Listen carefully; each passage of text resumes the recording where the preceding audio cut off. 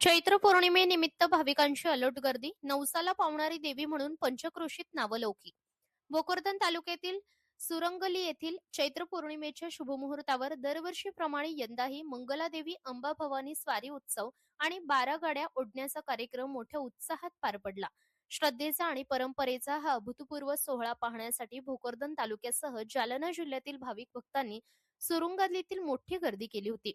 थरारक 12 गाड्या ओढण्याची परंपरा. सुरंगली येथील या उत्सवाचे मुख्य आकर्षण म्हणजे श्रद्धेच्या बळावर ओढल्या जाणाऱ्या 12 गाड्या. चैत्र पौर्णिमेनिमित्त सालाबादप्रमाणे यंदाही नवस फेडणाऱ्या भाविकांनी आणि मानकरी मंडळींनी आई अंबाभवानीच्या जयघोषात या 12 गाड्या ओढल्या.